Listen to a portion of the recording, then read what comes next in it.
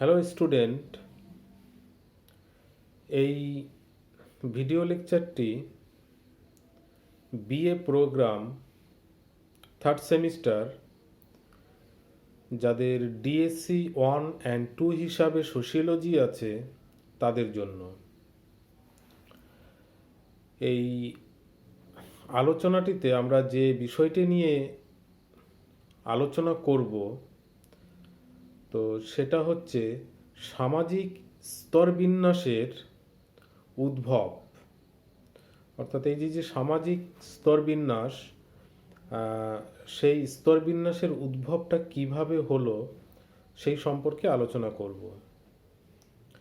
এর আগের ভিডিওগুলিতে আমরা সামাজিক স্তরবিন্যাসের ধারণা এবং তার সঙ্গে সামাজিক স্তরবিন্যাসের বৈশিষ্ট্য, এছাড়াও সামাজিক স্তরবিন্যাসের যে প্রকারভেদ সেগুলি নিয়ে বিস্তারিত আলোচনা করেছিলাম।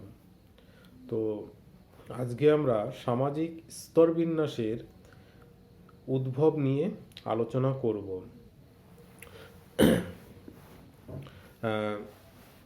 কারণ সামাজিক স্তরবিন্যাসের উদ্ভব সম্পর্কে আলোচনা করলে আমাদের বিষয়টি আরও পরিষ্কার হবে। তো আমরা প্রথমেই দেখেছিলাম যে সামাজিক স্তরবিন্যাসের এই ধারণাটি ভূবিদ্যা থেকে নেওয়া হয়েছিল। ভূবিদ্যায় বা ভূমিতে বিভিন্ন স্তর বিভাজিত আছে, সেরকম মানব সমাজে বিভিন্ন উঁচু নিচু স্তর বিভাজিত আছে। অর্থাৎ সাধারণভাবে বললে যেটা বলা হয় যে মানব সমাজে মানুষের মধ্যে যে উঁচু নিচু ভেদাভেদ তাকেই কিন্তু আমরা সামাজিক স্তরবিন্যাস বলে উল্লেখ করেছিলাম। এই সামাজিক স্তরবিন্যাসের মাপকাঠিতে যে বিষয়গুলি আসছিল, কারোর মান মর্যাদা, অর্থনীতি, শারীরিক ক্ষমতা ইত্যাদি যে বিষয়গুলি আছে সেগুলি কারো কম কারো বেশি, এর ভিত্তিতে কিন্তু এই সামাজিক স্তরবিন্যাসটা উল্লেখ করা হয়েছে। তো সামাজিক স্তরবিন্যাসের যে উদ্ভব সে সম্পর্কে কিছু বক্তব্য আলোচনা আছে, সেগুলি নিয়ে আলোচনা করছি। যদি বিষয়টা এভাবে দেখা যায়, সমাজ ব্যবস্থায় ব্যক্তিবর্গের সংখ্যা বৃদ্ধির পরিপ্রেক্ষিতে মানুষের পারস্পরিক সম্পর্ক ক্রমশ জটিল হতে থাকে এবং তার স্বাভাবিক ফল হিসাবে সামাজিক স্তরভেদও ধীরে ধীরে অধিকতর স্পষ্ট রূপ ধারণ করতে থাকে। এই স্পষ্ট রূপগুলি ধারণ করতে থাকে। এখানে বিভিন্ন সমাজবিজ্ঞানী এই সামাজিক উদ্ভবের প্রসঙ্গে বিভিন্ন বক্তব্য আলোচনা করেছেন। তো প্রত্যেকটা সমাজবিজ্ঞানীর সে উল্লেখিত যে বিষয়গুলি সেগুলি না গিয়ে আমরা একটা সর্বসাধারণ বা জেনারেল উদ্ভবের যে কারণ সেগুলি নিয়ে আলোচনা করব। তো 1 নম্বর পয়েন্ট প্রথমে যেটা বলবো সেটা হচ্ছে সামাজিক স্তরবিন্যাস উদ্ভবের জন্য সামাজিক ও অর্থনৈতিক যে বিষয় বা বিষয়টা এইভাবে বলতে, সামাজিক ও অর্থনৈতিক তারতম্য ব্যক্তিগত মর্যাদার ক্ষেত্রে এই ব্যক্তিগত মর্যাদার তারতম্য বা ঘটিয়েছে।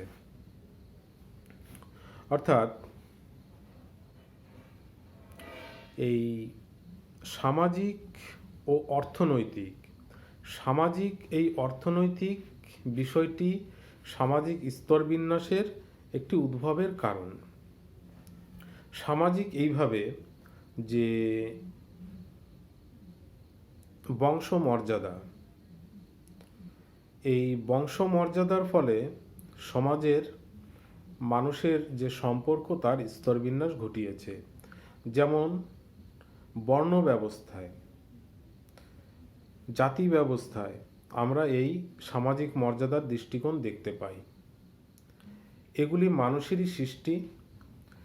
তো এই যে সামাজিক বিষয় বা স্তরবিন্যাস, সেক্ষেত্রে আমরা উদাহরণ হিসাবে দেখতে পারি যে বর্ণ ব্যবস্থায় যে ব্রাহ্মণ, ক্ষত্রিয়, বৈশ্য, শূদ্র, তো এই চারটি বর্ণের সবথেকে উঁচু স্থানে আছে ব্রাহ্মণ, এবং তারপরে ক্ষত্রিয়, তারপরে বৈশ্য, তারপরে শূদ্র। এবং এই প্রতিটি বর্ণ ব্যবস্থায় অসংখ্য জাতি আছে। সেই জাতির মধ্যেও উঁচু নিচু ভেদাভেদ পাওয়া যায়। যেমন ব্রাহ্মণদের মধ্যে যে পূজা অর্চনা করে এই এক ব্রাহ্মণ, তারপরে অগ্রদানী ব্রাহ্মণ, এরকম শ্রেণী বিভাজন আছে। সেরূপ ক্ষত্রিয় বৈশ্যদের মধ্যেও অনেক বিভাজন আছে। তো এর থেকে মানুষের যে সামাজিক মর্যাদা, সেই মানগুলি নির্ধারিত হচ্ছে। এবং তারপরে যে প্রসঙ্গটি বলেছে যে অর্থনীতি বা অর্থ, তো এই অর্থটা সামাজিক স্তরবিন্যাসের আরেকটি উদ্ভবের কারণ হিসাবে উল্লেখ করা হচ্ছে। আমরা সমাজে বিভিন্ন শ্রেণী দেখতে পাই, উচ্চ শ্রেণী, মধ্য শ্রেণী, নিম্ন শ্রেণী। এই শ্রেণী হচ্ছে বেসিক্যালি অর্থনৈতিক দৃষ্টিভঙ্গিতে বা অর্থনৈতিক দৃষ্টিভঙ্গি দিয়ে এর বিভাজন করা হয়েছে। যেমন এলিট শ্রেণী। এলিট শ্রেণী বলতে আমরা তাদেরকে বুঝি যেমন বড় শিল্পপতি বা কোনো বড় সেলিব্রিটি, যাদের প্রচুর ধন সম্পত্তি, টাকা পয়সা আছে তাদের, এবং সমাজে তাদের মান, মর্যাদা, সুযোগ সুবিধা অন্য নিম্ন শ্রেণীর থেকে অনেক বেশি। রাজনীতির ক্ষেত্রে যদি দেখি, এটাও একটা শ্রেণী বিভাজিত অবস্থায় আছে। যেমন কেন্দ্রীয় মন্ত্রী, প্রতিমন্ত্রী, রাজ্যমন্ত্রী ইত্যাদি এরকম শ্রেণী বিভাগগুলি দেখা যায়। তো তার পরিপ্রেক্ষিতে তার সামাজিক মান, মর্যাদা, সুযোগ সুবিধা ইত্যাদি এই নির্ধারিত হয়ে থাকে। তো প্রথম যে কারণটি আমরা দেখলাম এই সামাজিক স্তরবিন্যাসের উদ্ভবের কারণ হিসাবে, সেটি হচ্ছে সামাজিক ও অর্থনৈতিক। তো এই সামাজিক ও অর্থনৈতিক ব্যক্তির মর্যাদাগত ক্ষেত্রে তার বিভাজন ঘটিয়েছে। এরপরে আমরা যে কারণটি দেখব সেটি হচ্ছে সকল কাজের প্রকৃতি, গুরুত্ব ও দায় দায়িত্ব অভিন্ন নয়। সকল কাজের প্রকৃতি, গুরুত্ব ও দায় দায়িত্ব একই রকম নয় বা অভিন্ন নয়। এখানে বলা যেতে পারে যে সমাজের কোনো কাজ বিশেষভাবে আরামদায়ক, আবার কোনো কাজ সহজ সাধ্য। কোনো কাজের সামাজিক গুরুত্ব বেশি, আবার কোনো কাজের সামাজিক গুরুত্ব অনেক কম। কোনো কাজের দায়িত্ব অধিক, কোনোটির কম। কোনো কাজের জন্য প্রয়োজন পড়ে মেধার, মানে বুদ্ধির, আবার অন্য কাজের জন্য প্রয়োজন হয় না বা প্রয়োজন হয় না। তো বিশেষ কোনো কাজের যোগ্যতা অর্জনের জন্য প্রয়োজন পড়ে দীর্ঘকালীন একটা প্রশিক্ষণের বা শিক্ষার, আবার কোনো কাজের জন্য দরকার হয় না। তো এই দীর্ঘকালীন প্রশিক্ষণ, আবার কোনো কাজ শিখতে প্রশিক্ষণের দরকার হয় না, তো এই সমস্ত বিষয়ের উপর নির্ভর করে কিন্তু তোমার এই সামাজিক স্তরবিন্যাসের উদ্ভব হয়েছে। সকল কাজের প্রকৃতি, গুরুত্ব ও দায় দায়িত্ব একই রকম নয়। তো এই গুরুত্ব, বিভিন্ন কাজের বিভিন্ন গুরুত্ব আছে, বিভিন্ন দায় দায়িত্ব আছে, এবং তার সঙ্গে এই সামাজিক মর্যাদাটাও কাজ করে। এই বিভিন্ন দায় দায়িত্বের জন্য তোমার সমাজে এই সামাজিক শ্রেণীর উদ্ভব ঘটেছে। যেমন একটা অফিসে একজন অফিসার থাকেন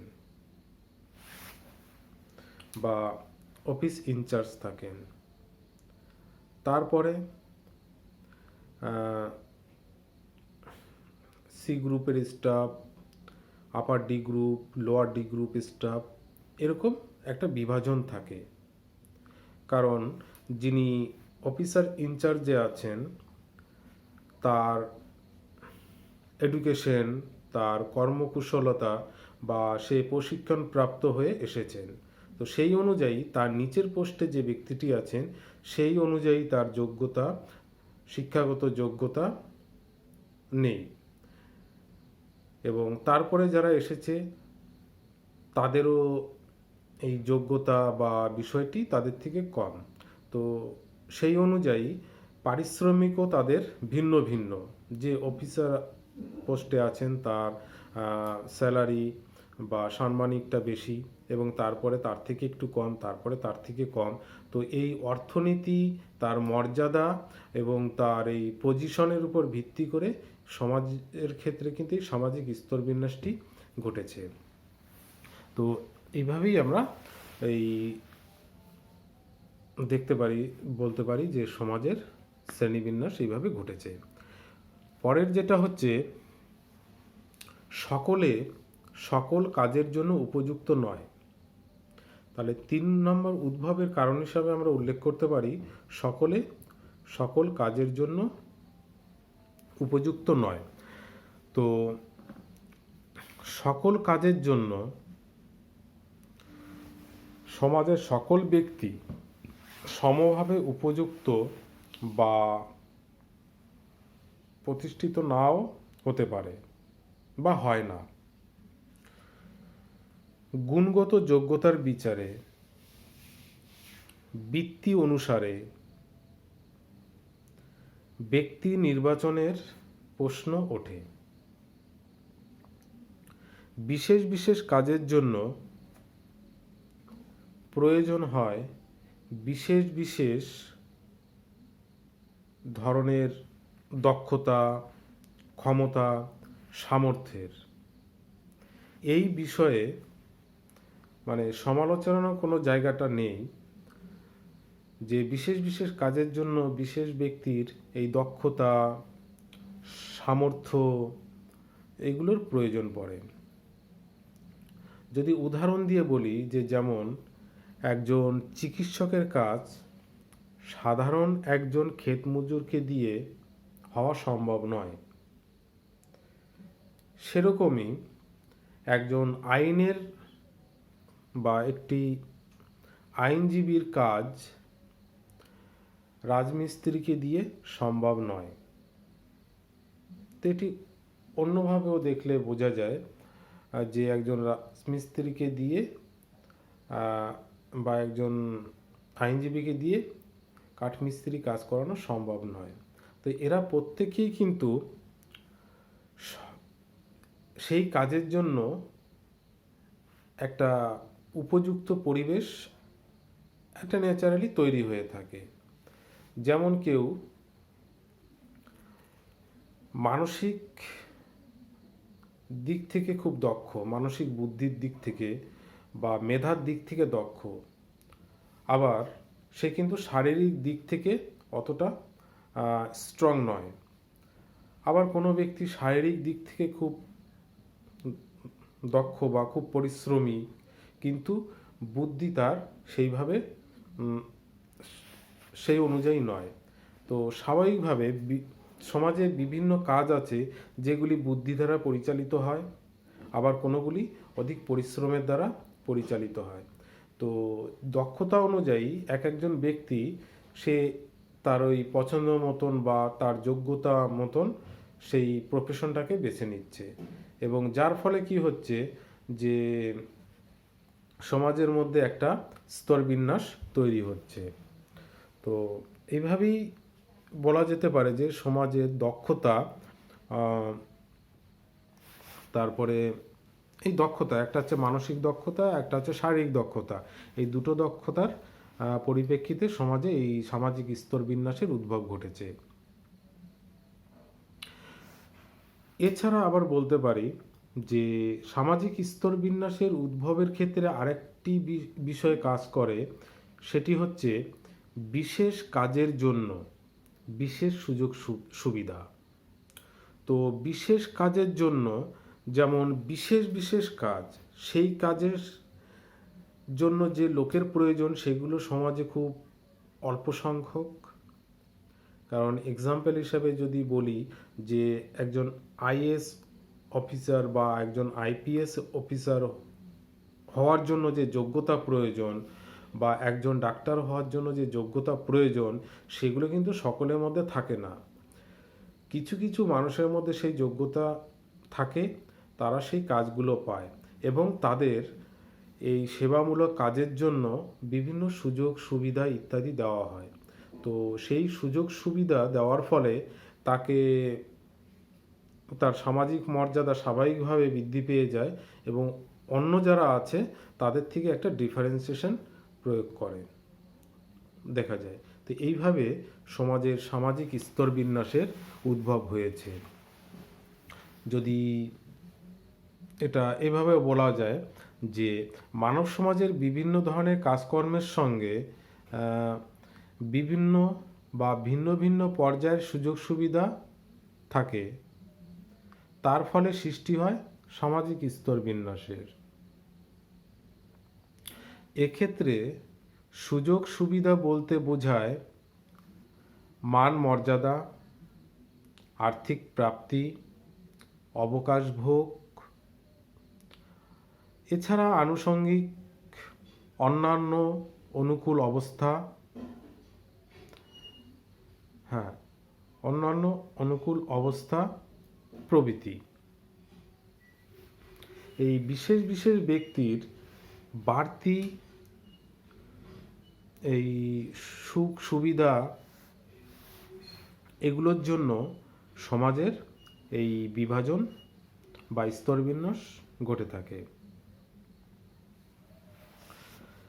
সামাজিক স্তরবিন্যাস উদ্ভবের কারণ হিসাবে আরেকটি কারণের কথা উল্লেখ করা যায়, সেটি হচ্ছে স্তরবিন্যাসের বৃত্তিগত কারণ। বৃত্তিগত কারণ যেটা আলোচনায় প্রসঙ্গক্রমে এর আগেও চলে আসছে, তো সেদিক থেকে আবারও এটা বলা যেতে পারে যে বাস্তবে এমন অনেক কাজ আছে যার সামাজিক গুরুত্ব অপেক্ষাকৃত কম। স্বাভাবিকভাবেই এই সমস্ত কাজকর্মের সুযোগ সুবিধা কম এবং তার সঙ্গে এই সমস্ত কাজকর্মের উপার্জনও কম। সমাজ জীবনে এমন অনেক কাজ আছে যা করার জন্য বিশেষ কোনো গুণ বা প্রশিক্ষণের প্রয়োজন হয়, আবার কোনো কোনো ক্ষেত্রে হয় না বা দরকার পড়ে না। যে কেউ যেটার প্রশিক্ষণের প্রয়োজন, সেখানে যে কেউ কিন্তু এই কাজটি করতে পারে না। আবার কোনো কোনো বিশেষ কাজ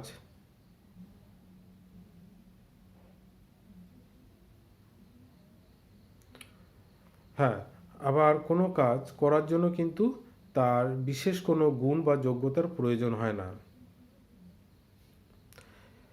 তবে সেক্ষেত্রে কি হয় যে এই সমস্ত ব্যক্তি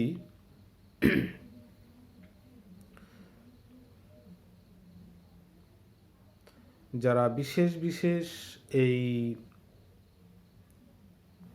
যোগ্যতা সম্পন্ন বা বিশেষ বিশেষ যোগ্যতা সম্পন্ন তাদের সংখ্যা কিন্তু সমাজে অনেক কম। এই কারণে কোনো কোনো প্রফেশনের সঙ্গে বা বৃত্তির সঙ্গে স্বাভাবিকভাবে সংযুক্ত হয়ে থাকে অধিক উপার্জন, বিশেষ মান মর্যাদা, অতিরিক্ত সুখ স্বাচ্ছন্দ্য, এই বিষয়গুলো কিন্তু তাদের সঙ্গে যুক্ত হয়ে থাকে। তো তার ফলে কিন্তু সমাজে স্বাভাবিকভাবে একটি বিভাজন বা স্তর বিন্যাস ঘটে থাকে। তো সামাজিক স্তর বিন্যাসে যে উদ্ভবের কারণ হিসাবে আমরা কতগুলি পয়েন্ট নিয়ে আলোচনা করলাম, সেগুলি এরকমই। যেমন আমরা সামাজিক ও অর্থনৈতিক কারণটাকে দেখেছি, সেই সঙ্গে সকল কাজের প্রকৃতি, দক্ষতা, দায়িত্ব, মর্যাদা ভিন্ন হয়, সেটি নিয়ে আলোচনা করেছি। এছাড়াও সকল কাজের জন্য উপযুক্ত নয়, এই একটা প্রসঙ্গ, এবং বিশেষ কাজের জন্য বিশেষ সুযোগ সুবিধা থাকে, তার ফলেও সমাজে এই স্তরবিন্যাস ঘটে থাকে, এটা নিয়ে আমরা আলোচনা করলাম। এবং স্তরবিন্যাসের বৃত্তিগত কারণ এটা অনেকটা মিলে যাচ্ছে, যে সকল কাজের জন্য উপযুক্ত নয়, এরকমই। তো যাই হোক, আমরা এই কয়েকটা কারণকে উল্লেখ করতে পারি সামাজিক স্তরবিন্যাসের জন্য। তো এই উপরের আলোচনার থেকে এটা বলা যায় যে সামাজিক দৃষ্টিভঙ্গি থেকে কতগুলি বৃত্তির ভূমিকা অধিকতর গুরুত্বপূর্ণ বলে বিবেচিত হয়, এবং এইভাবে সমাজ জীবনের বৃত্তি বা ভূমিকার ভিত্তিতে মানমর্যাদার ক্ষেত্রে এই উঁচু নিচু ধারণা সৃষ্টি হয়। অর্থাৎ বৃত্তি ও ভূমিকা অনুসারে সকল সমাজ ব্যবস্থাই সমাজস্থ ব্যক্তিবর্গকে বিভিন্ন পর্যায়ে বিভক্ত করা হয় এবং সামাজিক স্তরবিন্যাসের সূত্রপাত ঘটে।